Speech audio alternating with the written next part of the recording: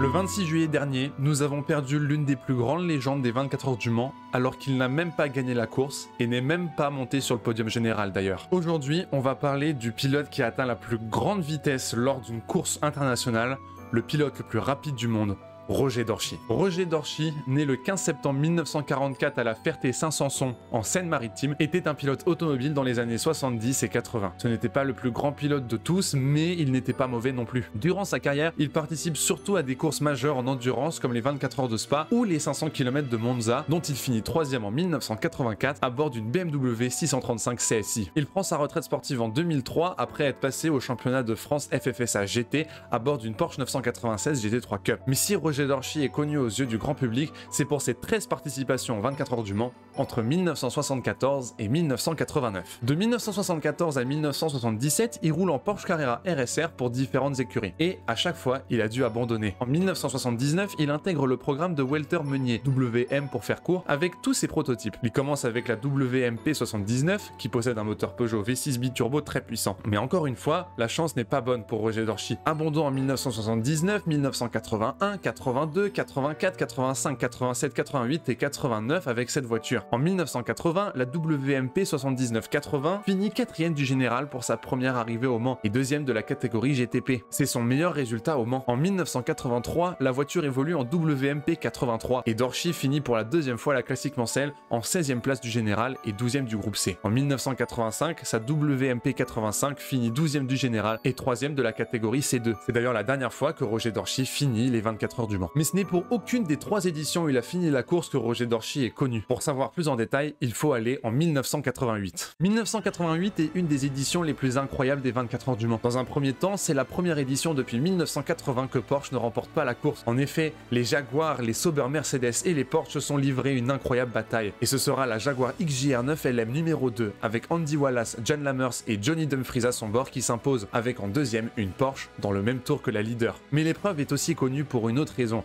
WM développe le projet 400 avec en partenariat Peugeot, dont l'objectif est simple, faire la voiture la plus rapide sur la ligne droite des Inaudières. Grâce à son moteur de 900 chevaux et une ligne aérodynamique ultra soignée, la WMP 88 est prête. Lors de la course, la voiture est très compliquée à conduire et souffre de problèmes de surchauffe moteur. Sachant très bien que la voiture ne risque pas de finir la course, Roger Dorchy prend son courage à deux mains et le samedi soir, il garde le pied à pont sur la pédale pendant les 6 km entiers de la ligne droite des Inaudières, qui n'était pas encore coupée de 2 chicanes. Et le score tombe. Roger Dorchy a atteint au bout de la ligne droite des Inaudières, juste avant Mulsanne, la vitesse incroyable de 407 km/h.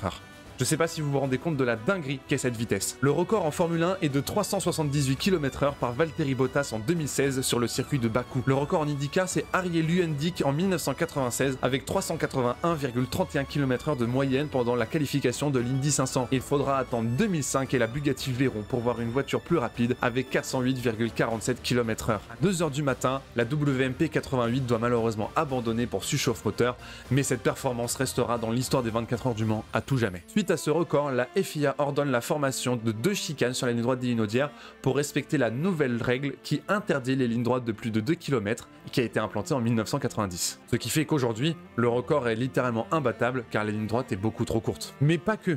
Puisqu'à ce jour, la WMP 88 reste la voiture répondant à un règlement technique de course la plus rapide de l'histoire lors d'un événement officiel. Oui, une Formule 1 a déjà roulé à 413 km/h sur une piste d'aéroport, mais ce n'était pas une épreuve officielle. Donc ça ne compte pas. Pour info, en hypercar, c'est Miguel Molina à bord de sa Ferrari 499P qui a été flashé le plus rapide sur le circuit cette année, avec un magnifique 347,8 km/h. Ça reste énorme pour une voiture qui doit rouler pendant 24 heures. Mais oui, on peut donc dire qu'aujourd'hui, Roger Dorchy est le pilote de course le plus rapide de l'histoire.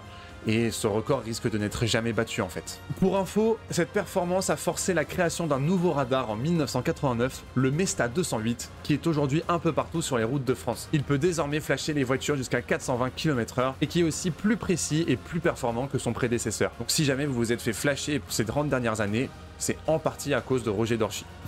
Pour finir, Peugeot a modifié ce record à 405 km/h et avoir une image forte pour lancer sa nouvelle voiture, la Peugeot 405. Comme quoi, les choses sont bien faites des fois. Ce qui est sûr, c'est que même si Roger Dorchy et la WMP 88 n'ont pas gagné les 24 heures du Mans, il reste l'une des voitures les plus légendaires de l'épreuve. La voiture a même été exposée dans l'exposition du centenaire des 24 heures du Mans, celle où les plus grandes légendes de la course étaient présentes. Et pendant le défilé des vainqueurs entre les Porsche 962C et autres Jaguar XJR9 et Mazda 787B, on pouvait apercevoir cette voiture aux lignes vertes et blanches revanche, car elle fait en effet partie de la légende du Mans. Roger Dorchier était un pilote passionné et respecté de tous.